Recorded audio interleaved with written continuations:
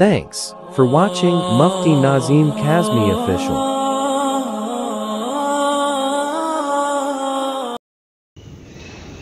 نحمده ونصلي على رسوله الكريم أما بعد فأعوذ بالله من الشيطان الرجيم بسم الله الرحمن الرحيم.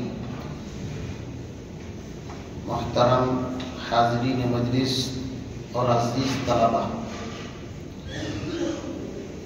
اللہ رب العالمین نے انسانوں کی ہدایت کے لیے دو سلسلے جاری فرمائے ہیں.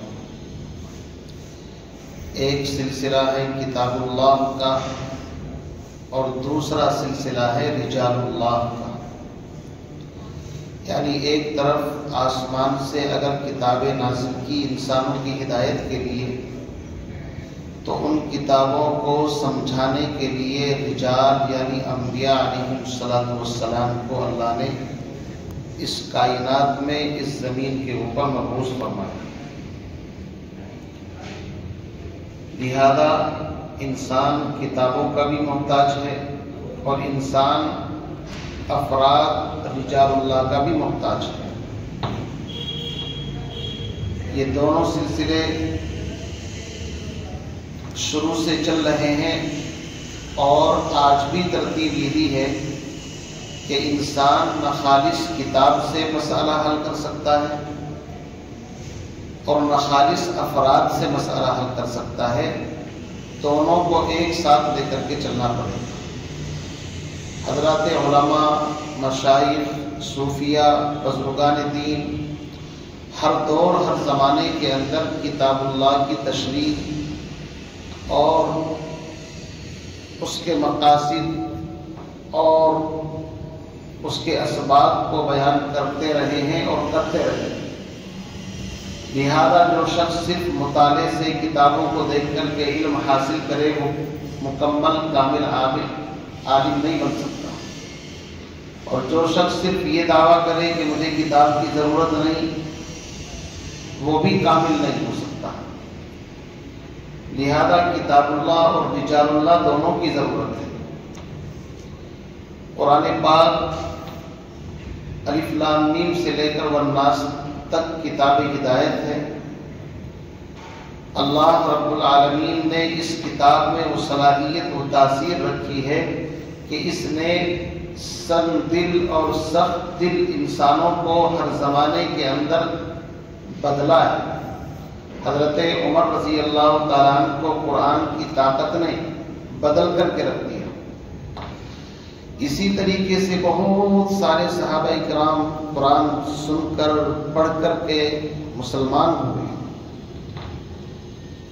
عزیز بزرگوں بھائیوں، قرآن پاک ایک لازوال اور ایک عجیب تاثیر اپنے اندر رکھتی ہے. لہذا قرآن پاک کی تلاوت بہت بڑا ذکر ہے اور قرآن پاک پڑھنے والا کبھی گمراہ نہیں ہو سکتا.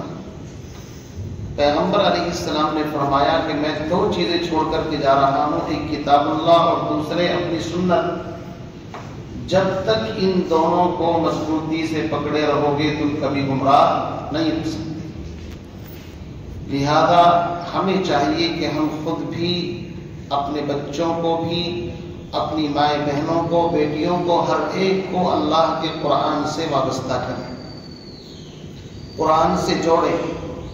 قرآن زنگ آلودہ دلوں کو اس طرح صیقل اور صاف کر دیتا ہے جس طرح آپ گندے برتنوں کو صابن سے، سرف سے اور جو لکوڈ آج کل کے زمانے میں چل رہے ہیں ان سے بالکل صاف کر دیتے ہیں. ایسے ہی جب دلوں پر زنگ لگتا ہے کلا بل ران علی قلوبہم ما کانوا یکسبون، تو قرآن کی تلاوت اس زنگ کو دور کر دیتی ہے.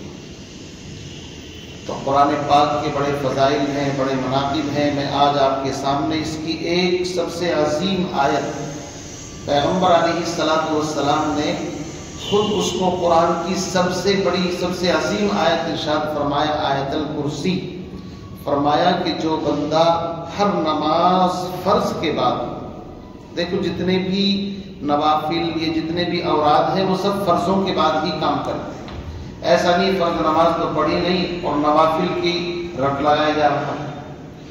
تو جو فرض نماز کے بعد ایک مرتبہ آیت الکرسی پڑھنے کا اہتمام کرے، فرمایا نبی کریم صلی اللہ علیہ وسلم نے کہ جنت میں جانے سے اس کو صرف موت روکے ہوئے ہے، یعنی ایک پیر اس کا دنیا میں اور دوسرا جنت میں۔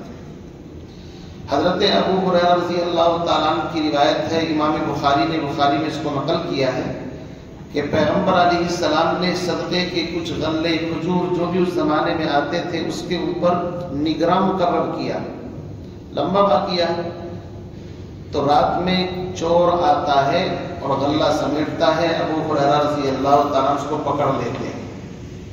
اس نے کہا میں غریب مجبور پریشان عیالدار آدمی ہوں، چھوڑ دو مجھے۔ تو صحابی رحم دل تھے، چھوڑ دیا۔ صبح اللہ کے نبی نے پوچھا کہ تمہارے اس چور کا کیا ہوا جو رات میں آیا؟ یعنی پیغمبر کو وحی کے ذریعے سے پتہ چل گیا۔ آپ نے فرمایا کہ کیا ہوا اس کا؟ ابو ہریرہ فرماتے ہیں کہ میں نے کہا اللہ کے نبی اس نے اپنی ضرورت رکھی، میں نے چھوڑ دیا۔ فرمایا وہ آج پھر آئے گا۔ چنانچہ اگلے دن آیا، پھر پکڑ دیا، پھر اس نے منت سماجت کی، چھوڑ دیا۔ تیسرے دن پھر فرمایا اللہ کے نبی نے وہ آج پھر آئے گا۔ تو حضرت ابو ہریرہ کہنے لگے اس بار نہیں چھوڑوں گا۔ چنانچہ وہ رات کو آیا، سختی سے پکڑ لیا کہ آج ضرور تجھے پیغمبر علیہ السلام کے پاس لے کر کے جاؤں گا۔ روایت میں آتا ہے وہ پھر گر گڑانے لگا، التماس عاجزی کرنے لگا، کہا کہ آپ کو میں ایک بہت اہم چیز بتاؤں گا اور نفع والی چیز بتاؤں گا، اگر آپ مجھ سے سودا کر لیں، مجھے چھوڑ دیں، وہ نفع کی چیز آپ کو بتا دوں گا۔ حضرت ابو ہریرہ فرماتے ہیں کہ بتاؤ بھائی کیا ہے؟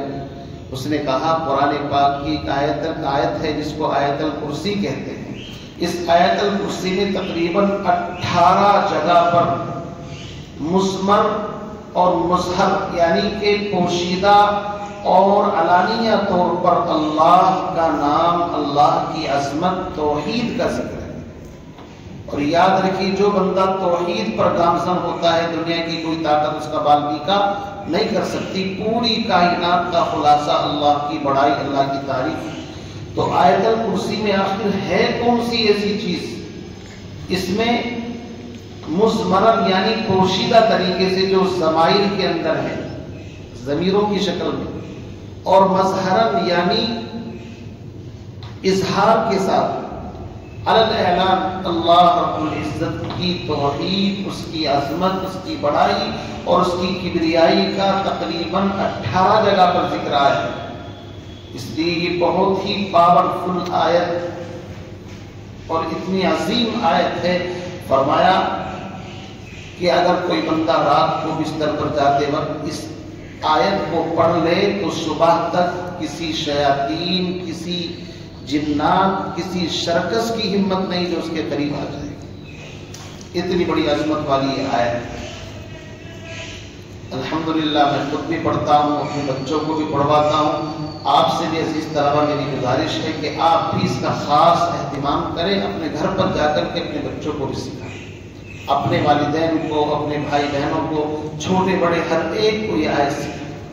بڑی عظیم آیت ہے قرآن پاک کی آیت الکرسی، بڑے فضائل، بڑے مناقب ہیں اس میں۔ تو ہر نماز کے بعد پڑھنے کا ایک بار اہتمام کریں، رات کو پڑھ لیں، صبح کو پڑھ لیں، تو 24 گھنٹے انشاءاللہ حفاظت ہو جائے گی۔ کریں گے انشاءاللہ؟ انشاءاللہ، زور سے بولو انشاءاللہ۔ اللہ تعالیٰ آپ کو بھی مجھے بھی عمل کی توفیق نصیب فرمائے اور ہم تمام کو قرآن پاک سے مضبوط تعلق اور رشتہ رکھنے کے اللہ توفیق نصیب فرمائے۔ ہم سب کو چاہیے کہ اپنے سینوں میں قرآن کو داخل کریں۔ جس سینے میں پورا قرآن ہے تو پورے وظائف جو قرآن کے اندر آئے ہیں وہ انشاءاللہ اس کے سینے کے اندر محفوظ ہو جائیں گے۔ آتش جہنم بھی اس کو جلا نہیں سکے گی، عذاب قبر بھی اس سے دور ہو جائے گا۔ اس لیے عزیز طلبہ قرآن پاک کو محنت سے، لگن سے، شوق کے ساتھ یاد کریں، حفظ کریں۔ اللہ ہم تمام کو بہترین حافظ، عالم دین بنائے، اخلاص کے ساتھ پوری زندگی عمل پیرا ہونے کی سعادت توفیق عطا فرمائے۔ کسی نے کیا خوب کہا ہے کہ تیرے ضمیر پہ جب تک نہ ہو مشغول کتاب، گرا کشا ہے نہ راضی نہ صاحب کشاف، ہے نا؟ قرآن پاک بڑی عظیم چیز ہے۔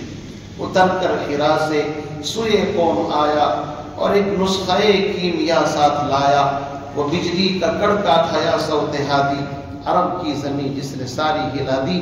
جس دن قرآن نازل ہوا جنات میں کھلبلی مچ گئی۔ وَإِذْ صَرَفْنَا إِلَيْكَ نَفَرًا مِنَ الْجِنِّ يَسْتَمِعُونَ الْقُرْآنَ فَلَمَّا حَضَرُوهُ قَالُوا أَنصِتُوا فَلَمَّا قُضِيَ وَلَّوْا إِلَىٰ قَوْمِهِمْ مُنذِرِينَ۔ قرآن خود اس واقعے کو بیان کرتا ہے، جنات میں کھلبلی مچ گئی، تلاش میں نکل پڑے آخر کیا چیز نازل ہوئی ہے۔ چنانچہ جب دیکھا کہ ایک جگہ قرآن پڑھا جا رہا ہے، کہنے لگے انصتوا، خاموش ہو کر کے سنو۔ تو قرآن جب پڑھا جائے خاموش ہونا چاہیے۔ وَإِذَا قُرِئَ الْقُرْآنُ فَاسْتَمِعُوا لَهُ وَأَنصِتُوا لَعَلَّكُمْ تُرْحَمُونَ۔ اور جنات نے اسلام قبول کیا اور پھر اس کی دعوت دینے کے لیے اپنی قوم کی طرف نکل پڑے۔ اللہ مجھے آپ کو ہم سب کو عمل کی توفیق عطا فرمائے۔ وآخر دعوانا ان الحمد للہ رب العالمین۔